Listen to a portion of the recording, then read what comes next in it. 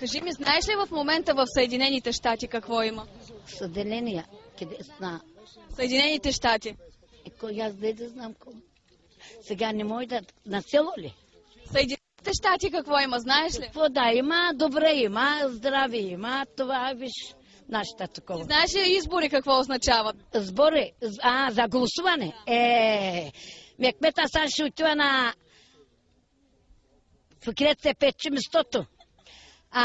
Ще махат Сергей Станишев, Бойко Брузов отива него местото. Знам всичкото. Защото всички знам. Валентин спасал съм, ама Румен Петков не го познавам. Чакай сега да те питам. Барак Обама, знаеш ли кой е? Барак Обама. Аз съм чула, ама не знам кой то. Може да го... Кой?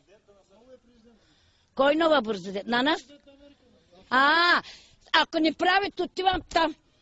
Отивам, казвам. Ако днеска Галавка не дойде местото, отивам.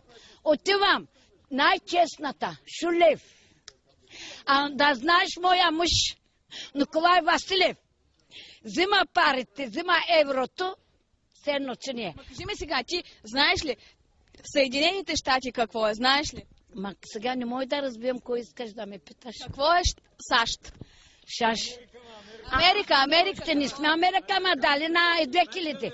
Ама Америка какво е? Американски не знам, ама турски знам, български не знам, ромски не знам.